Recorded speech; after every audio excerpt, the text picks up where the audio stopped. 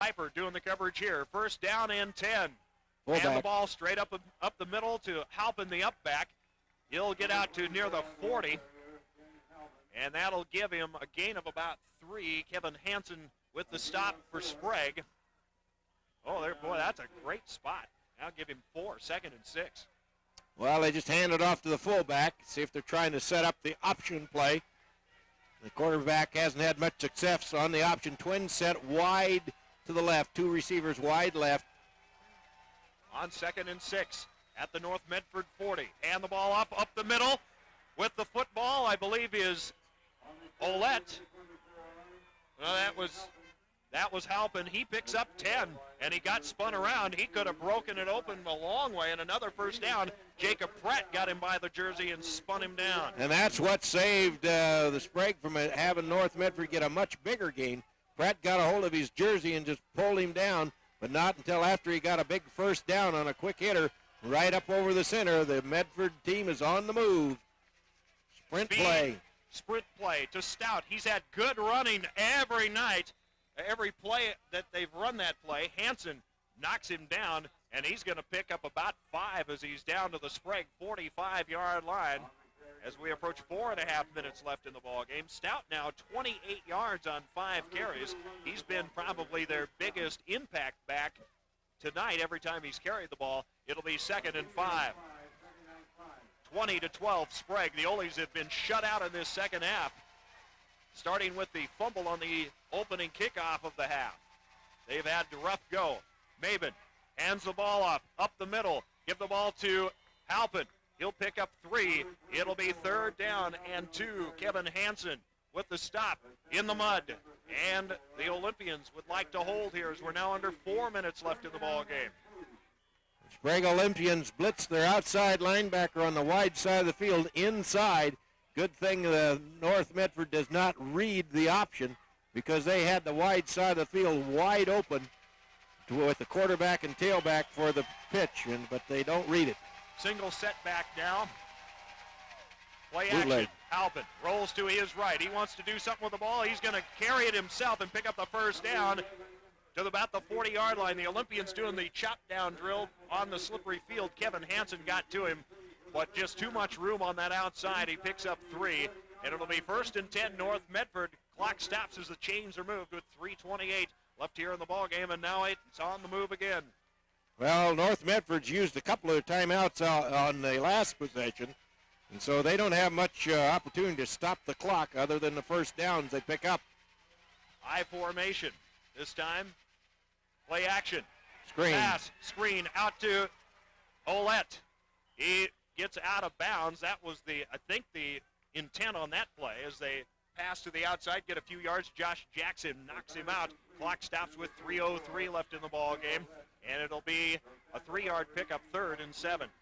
Now they ran out of double tight ends. They had a flanker set wide to the left side, threw the screen pass back to the short side of the field, picked up a decent gain on the play.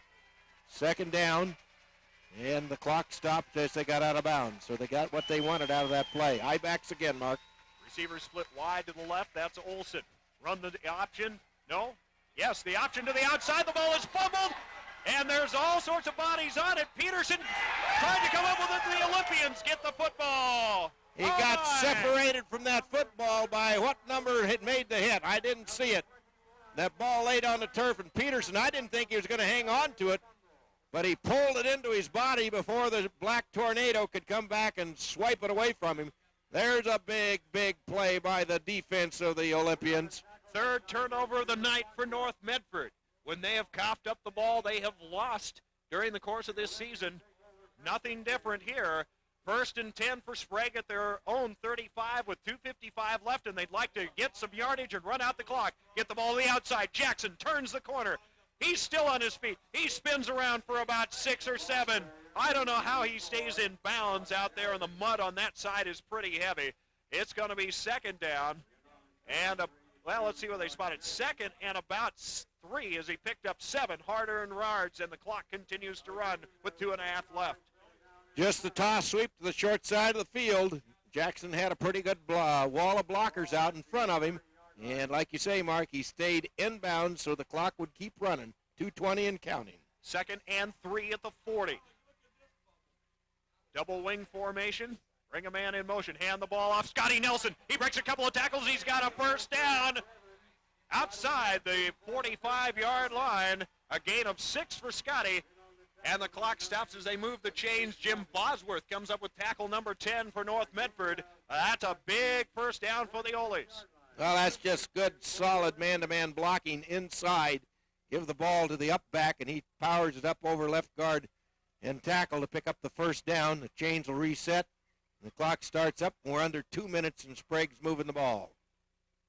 First down and 10 for Sprague at their own 46-yard line. They want to hold on to this football. Looks like they may face Tigard, who was up 14-7. Hand the ball to Nelson, or make that Landon Ross. He bursts out to the midfield stripe before Charlie Jensen puts him down. And a game of about 4, and North Medford takes their last timeout with 1:39 left. We'll take a 30-second break. 1:39 left, 20-12. Sprague over North Medford back after a 1/2 minute timeout. 1:39 left in the ball game. North Medford takes their last timeout of this contest. Sprague with a 2nd and 7 at the midfield stripe. They have had tough going offensively in the second half, but making those 20 first half points stand up. And on second down, they're knocked for a loss as Scotty Nelson got hit, lost about a half yard. Oh, the Black Tornado shot the gaps over there on the wide side of the field and met the handoff in the backfield. But the big important thing is to keep the clock running now, as Medford cannot stop the clock. It's 1:10 and going down. Sprague has 2 more downs. They can run the ball and just about run out the clock. 1:05 left. Marcus Ward comes in motion and offside against North Medford as they jumped on the long count by Mike DeMunis, and the Sprague fans going nuts. Just a long count. It may intentionally have been a situation where they were not going to move until Medford did something, but the long count anyway got Medford to come across that neutral zone. No contact, but it's automatic offside penalty when you get your nose in there. Now it's 3rd down and about 1.5 yards for a first down. 3rd down and 2. They'll call it up on the clock. That clock runs again. 45 seconds left. A first down here will seal it for the Oles. Bring Ward in motion. He resets to the left side. Long count again by DeMunis. Pitches the ball, and now, and maybe too much time against the Olympians. And we'll wait. It's going to be delay a game against the Oles. They waited too long, and the clock stops with 33 seconds left. So that one hurts. They should have got that play off because they had 3rd down and 2 yards to go. Yeah, it can Run still the play be and 2 keep the clock downs right moving. here. Now, All the Oles have to do is run the ball. the clock won't start now until they snap the ball. So they still have 2 downs, but they got to get the clock started again.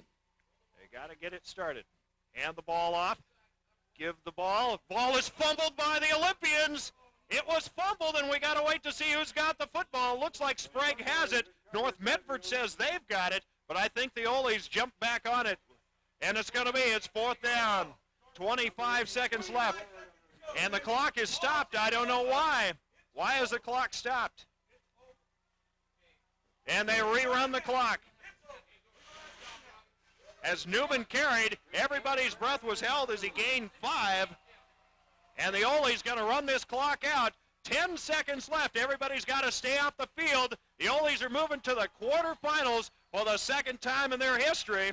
As North Medford players, dejected in a hard-fought ball game, they rallied, but this ball game is over.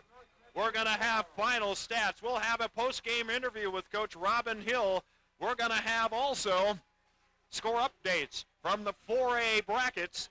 We'll be back with that and more after we take a 2-minute break. Again, our final score tonight. Round 2, the Sprague Olympians pull it out. The Oles 20, North Medford 12, back after a 2-minute timeout. Talking with Ryan Peterson of the Sprague Olympians, and Ryan, huge win tonight for the Sprague Olympians. North Medford, an awfully tough team. Yeah, they're tough. The Southern Conference is always a tough league, and we knew they were going to come out fired up, and they did. And